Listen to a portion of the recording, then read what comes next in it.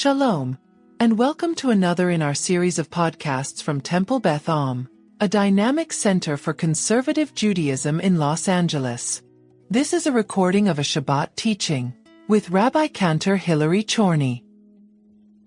In the Torah portion this week in Parshat Balak, we have a wonderful, colorful, cartoonish setup of a roving cast of characters. It was a real gift as a bat mitzvah parsha. It was a real gift of a parsha as a bat mitzvah parsha because it was magical and parable-esque. It was full of different... It's very hard to hear in this room when other people are speaking, even if it feels like a whisper. Kids' voices are an exception. I want to be clear because, she's an exception. That's a beautiful sound in this room. But if adults who are able to be quiet can be quiet, that would be very helpful. There are lots of people in this room, myself included, who are hard of hearing, and even with a microphone, it can be very difficult. Thank you. So in this parsha, these magical special characters are particularly a gift because I would say, with no denigration to the book of Vayikra and to most of the book of Bamidbar, that is not, by and large, the experience of reading the quote-unquote narrative for the last many, many chapters. What have we mostly been digging into? Mostly. Once we get to Yitro, and we receive the Ten Commandments, the vast majority of what we are learning about is what? Laws is a great shorthand word for that, right? We've been learning different, basically, expectations of the divine for our people.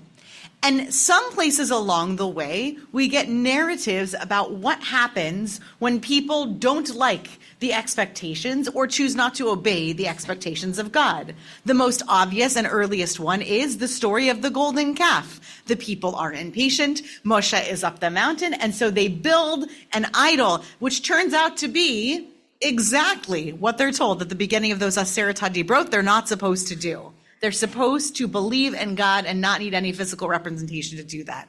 Recently, as in just a parsha and a half ago, we had another narrative about someone who was uncomfortable in the Israelite community with that which was commanded. What's that one from just about a parsha and a half ago? Korach and Adat Korach, or Bnei Korach, this notion that Korach and a band of perhaps as many or as few as 250 people were uncomfortable with the apparent authority that Moshe and Aharon had in that community and stood up to Moshe and Aharon, who in turn opened this up to judgment of the divine, and Korach and his followers meet what kind of an end? Is it a good end? The narrative does not end in favor of Korach, but rather in something that I want to point out is also in the realm a little bit, another little taste of parable or instructive story. Because what's the highly exaggerated thing that happens to Korach and his people? The earth swallows them up whole, which comes from, there are many different types of literature historically in the Near Eastern world. One of those types of literature, for example, is wisdom literature, like the books we have, like Chronicles or like Ecclesiastes, Kohelet, these notions that there are pithy, I don't mean that in a denigrating sense, but like little sayings that we learn one after another. Who is wise? And then finish that thought, right? This notion of just wisdom that's said one after another. We have a lot of wisdom literature in the canon. We also have, sprinkled throughout our 5 books of Torah, a lot of parable. We have a lot of stories that are meant to teach us a particular lesson. They are high in symbolism, high in exaggeration. And that's not to say that I'm expressing the notion that the vision of a miracle is an exaggeration of what was experienced. The point is they were exaggerated experience. If you want to look at them as a literal accounting of what took place, that's nuts. Clearly, the people who witnessed Korach, that must have been the craziest thing they witnessed and lived to survive in their lifetimes. We're talking about really exaggerated and big picture stories. Balak is full of this too, and I'm making a point of it because Balak is one of those little islands in Bamidbar where we get so much of it. The story begins with a king and a sorcerer. The king, Balak, does not like the Jewish people. What are the principal reasons Balak gives for not liking the Jewish people? He keeps it pretty simple. You can take a look if you want to look into the text. It starts at about page 894 and goes to 895. At the bottom of page 894, Ve'ata lecha na'orali, that verse that Marshall pointed out, right? Put a curse upon this people, et ha'am hazeh, ki atzum hu mimeni. What does that mean? They're too numerous for me. Who said that before? Pharaoh, in the story of Joseph. Who said that after? It's kind of a trick question, but not really a trick question. It's from another book much later in our Tanakh. Who also finds that we are too outspread and problematic?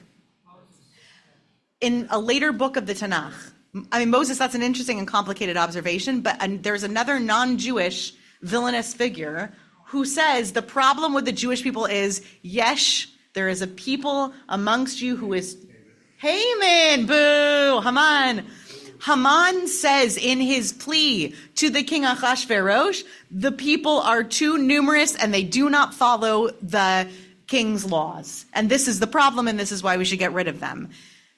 People are always uncomfortable when they feel that there's a presence of too many Jews, and the narrative of Jewish people being too embedded in deep state goes back to Torah. That idea, that narrative we see in the villainous voices of Torah and in Tanakh across the board. What's the problem with the Jewish people? According to the word of Torah, in the eyes of the people who hate the people of Israel, they are too powerful, too numerous. This is the issue at hand. So Balak hires a sorcerer he's heard of called Balaam or Bilam, depending on the pronunciation you're using. I'll use Bilam as I refer to him. He calls upon Bilam and hires him to come and curse the people. That's the verse that we were just looking at. And Bilam ostensibly says, sure, no problem. Why is Bilam apparently comfortable doing this? The text itself doesn't give us many clues, but if you know the story a little bit, what is the thing that the king asks of Bilam? What is the thing that the king asks of Bilam and promises Bilam that gets him to do it? He says, curse the people, and if you curse the people, what's he promising Bilam? Rich. That's right. He says riches. Don't refuse to come to me, right? At first, Bilam says, I'm not interested. And Balak says, don't worry. Please come. I'll make you rich. Page 896, verse 17. Ki chabed achabedcha. I'll make it heavy. What will he make heavy? He'll make heavy his purse. Okay, I will, and also there's a hint in there, by the way. What does chabed also have a relationship with? Kavod or kibud, of honor. So it's kind of an entendre from my perspective. Not only is he literally promising, I'm going to make your purse heavy with riches and with metals, I'm going to make you well known for cursing this Jewish people. But along the way, the donkey that he is riding upon appears to act in the name of God. Take a look in the middle of page 897. He's riding along this, what's noted in the English as she-ass, which means the female donkey. He's riding along his atono, this she-donkey, when the ass sees something that he doesn't see. What does this atono, his donkey, see that he doesn't see? Does he see God? Or she see God? No. She sees a malach. She sees an angel standing in the pathway. And the angel stations itself over and over again, such that the donkey cannot proceed. But Bilam doesn't see the angel. What does Bilam see? That his donkey is not moving. And what do you do when your donkey isn't moving? I don't know if anyone here is a horseback rider or has ever ridden a donkey. What do? I've ridden donkeys. I've ridden horses. You give them a kick. You talk to them. You pull the reins. You give them a smack. You start yelling, why aren't you moving? Why aren't you moving? Because animals have an idea of their own, what they want to do. But in this case, we, the reader, part of what makes this such an interesting parable and the structure of parable is that typically speaking, the reader of the Tanakh, the reader of the Torah, doesn't usually know what the characters do. No. The reader doesn't usually know the things that the characters do not know. Okay? Typically speaking, we don't hold more knowledge.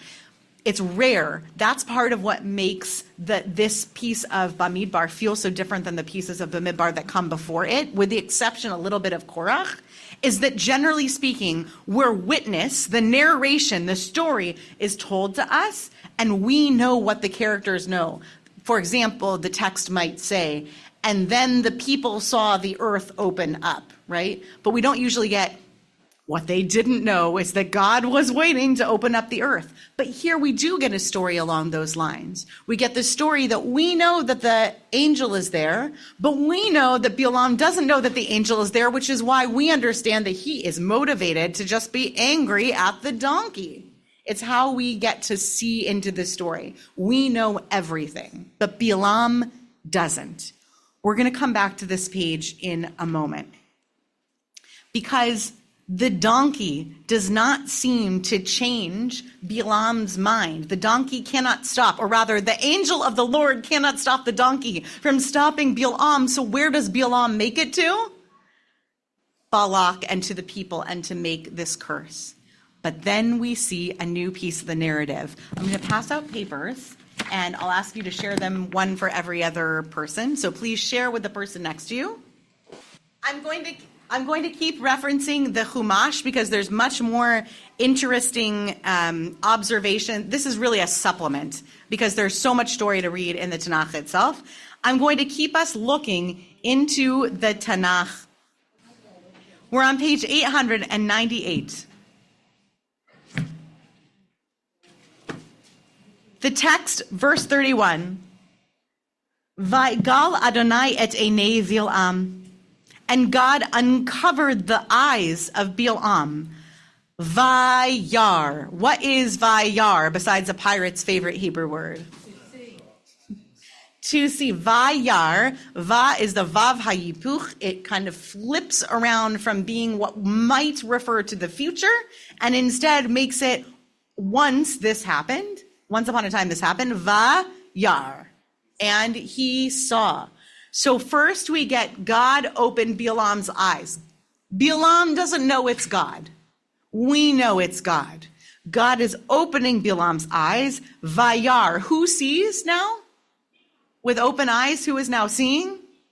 Balaam. There's a lot of characters I want to make very clear. God opens Balaam's eyes. Balaam can now see. Et malach Adonai nitzav baderech. He sees the angel of God who is nitzav baderech, basically blocking the path. V'charbo shalufa biyado, vayiko vayishtachu le'aphav.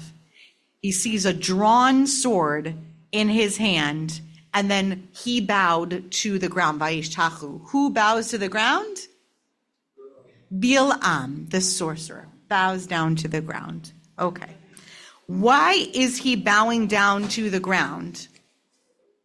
What's changed? Who's he bowing to? Why is Balaam bowing? Because of the angel. Okay, but why? Why would he bow suddenly if he sees an angel? It's God. Oh my God, he's having the experience of his lifetime. To be clear, he's a sorcerer, but this is his earth swallowing up moment. All of a sudden, he looks and he sees an angel.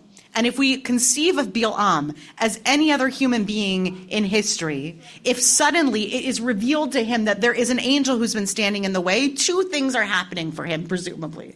The first is, holy wow. Did I eat some weird grass along the way here? Like, what is this vision? This is unbelievable. It's extraordinary. But there's a second thing happening in that moment.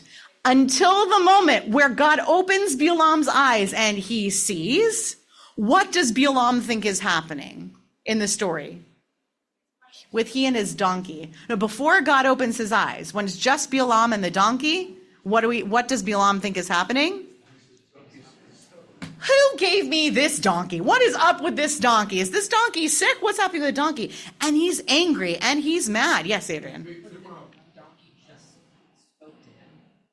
Right. So the donkey has spoken, but did Bilam hear anything?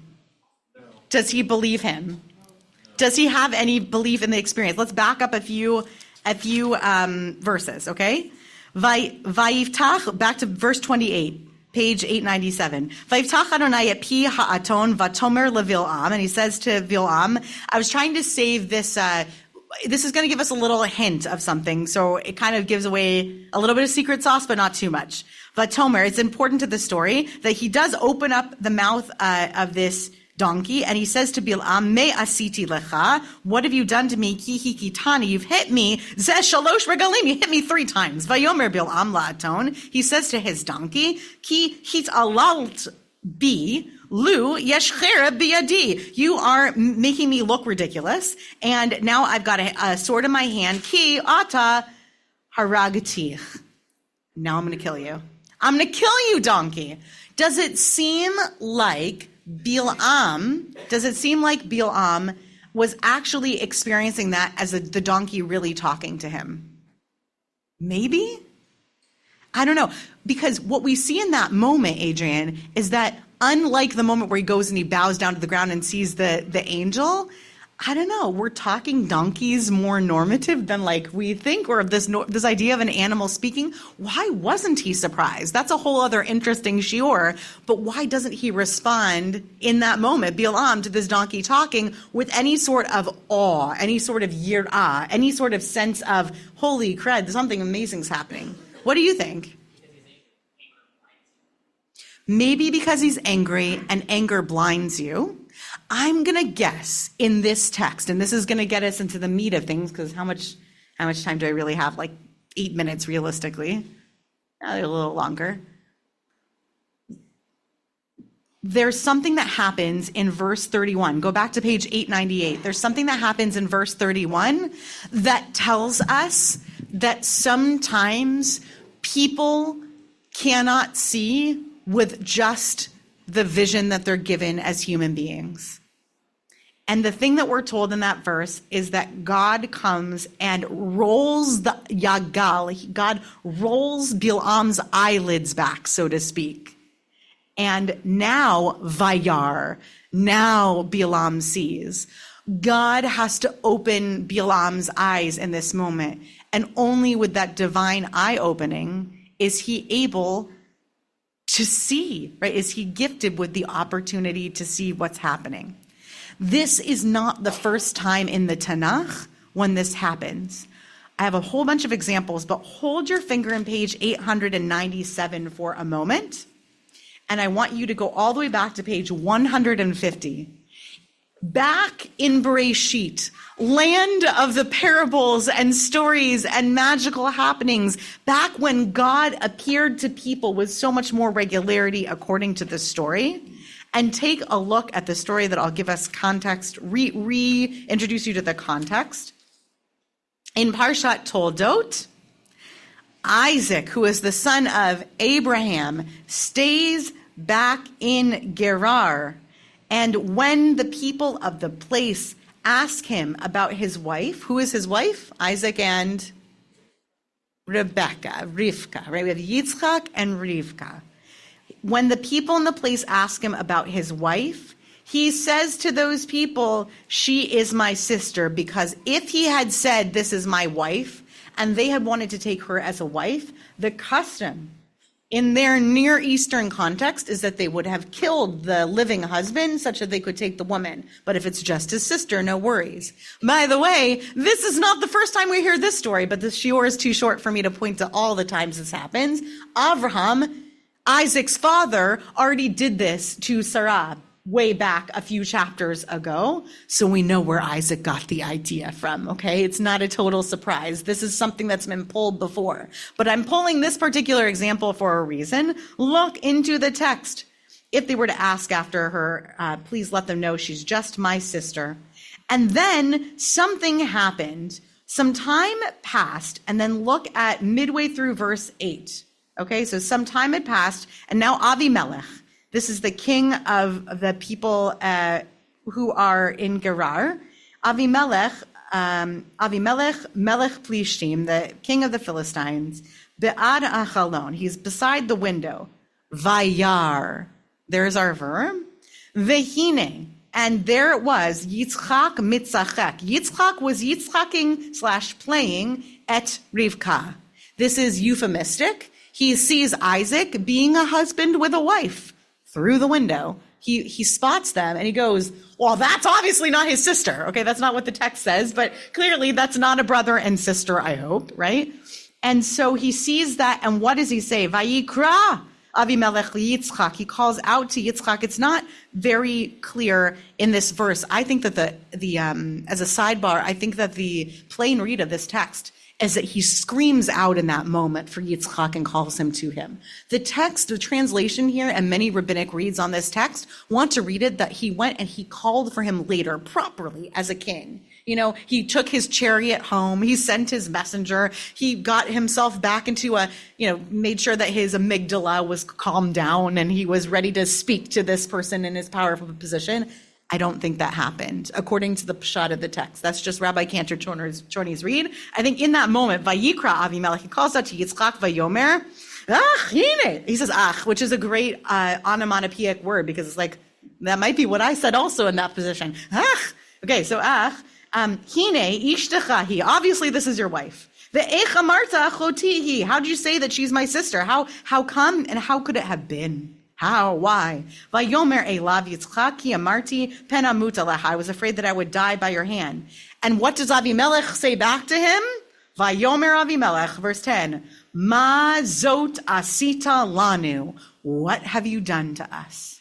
It's rhetorical. What have you done to us?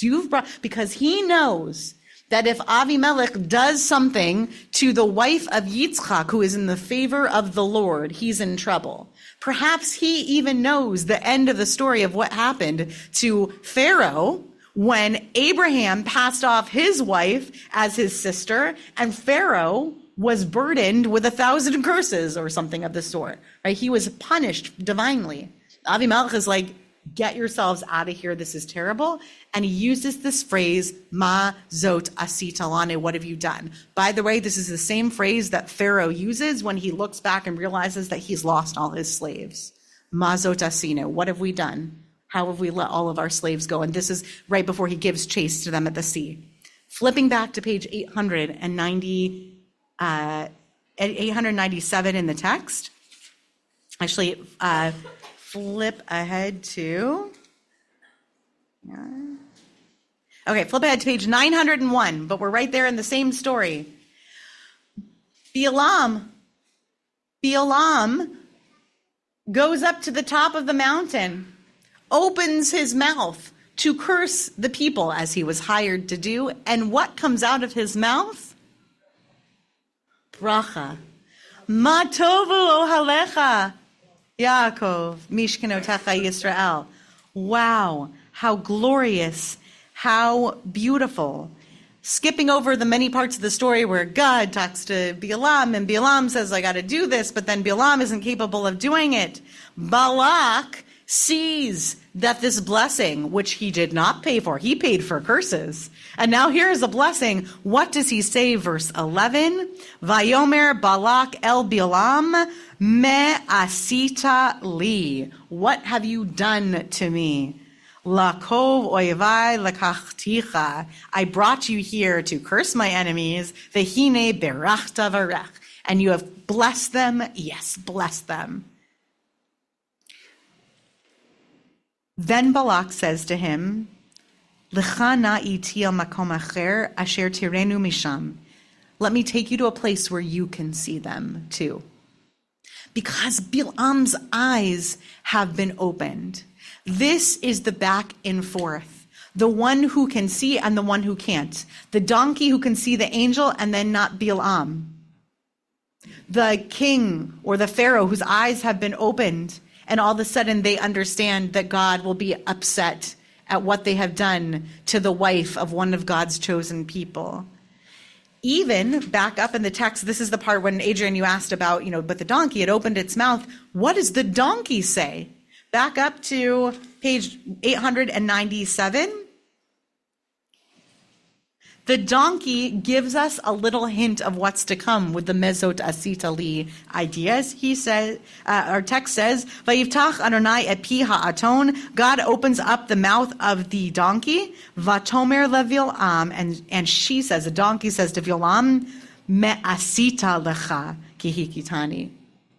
Right? What have I done to you? The me'asita language is code language in our text. It's code language for you are lacking insight and you are lacking foresight.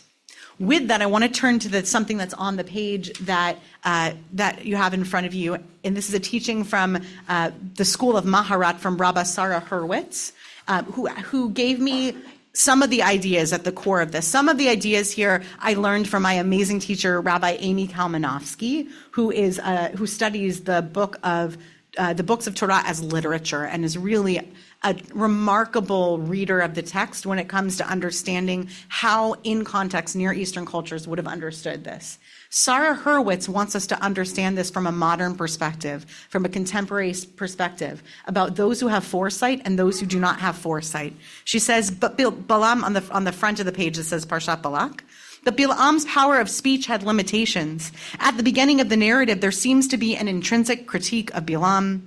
In a subversion of the natural order, Balaam's donkey not only spoke, but was also able to see the angel of God blocking their way. It was not until God opened Balaam's eyes did he truly realize that words are not enough. His mission must be to have sight as well. Pause here. Adrian, I think that Rabbi Sarah Hurwitz's answer to your question would be, right, sometimes you can't believe something or really hear it until you see it. And that seems to be what's happening in the text from her perspective, right? So then, when one is truly able to see, he has insight to speak the words of God and not his own. From that moment on, Balaam's speech and ultimately his blessings are preceded by the ability to see.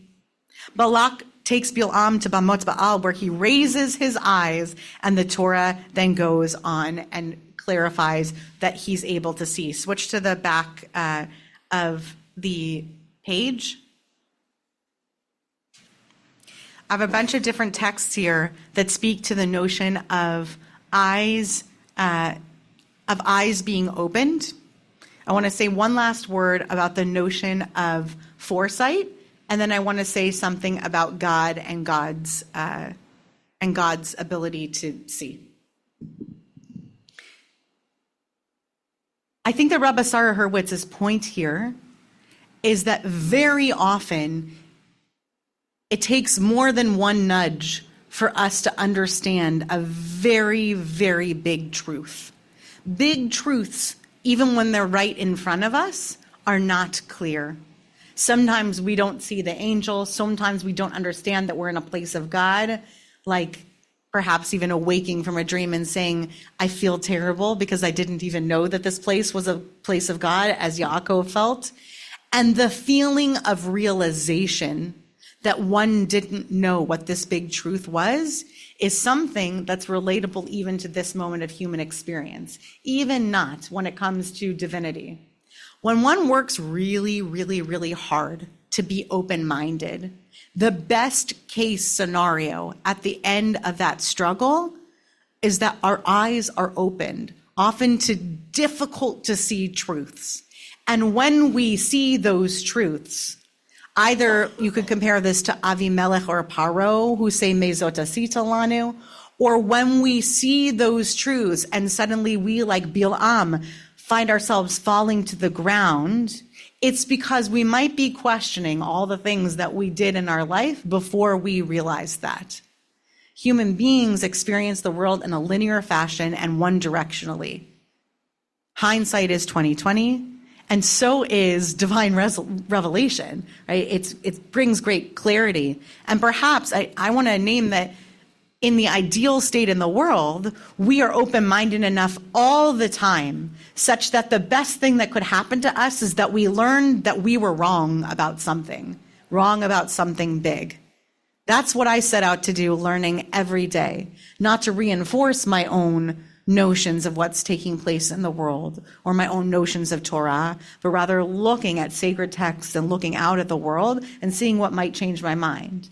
I think that what Rabbi Hurwitz is pointing out is that we, at the same time as we need to allow ourselves to feel the big feelings of what happens when we realize something, and we understand that the world might be upended or our world might be upended if we lean into that truth, we also ought to offer ourselves forgiveness, because there is no such thing as 2020 foresight, right? We can't possibly know what we don't know until we know it.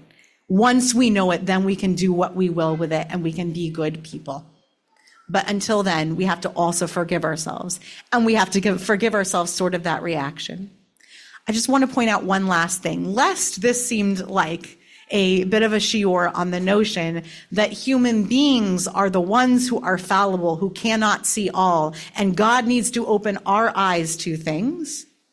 We have to understand that the Torah itself is telling us that even God experiences a certain sense of I want to make sure this is clearly not ableist language, but a blindedness, a very literal blindedness, as if God has eyes and God's eyes were not open and there is a blind spot to seeing, okay? Not comparing it to the human experience of blindness, but rather a divine experience of blindness. I'll offer two examples, one that's on the page and one that isn't. One is Vayar Adonai ki snua Leah. Finally, after Leah, who is the wife of Yaakov, one of the wives of Yaakov, makes the proper pleas to God, we don't learn that God sort of decided to open Leah's womb. We first learn that God finally saw that barrenness, which speaks to the limitation of God's omniscience. I won't get too much into the notion of process theology, but it's pretty impossible that God is all present, all good, and all knowing at the same time. Here we see that God's all knowingness, God's omniscience is at fault. God does not know everything everywhere all at once, according to the Torah text. Even God, for whatever reason, couldn't see that Leah was barren, and once God saw, God uncovered that barrenness and opened the womb, so to speak.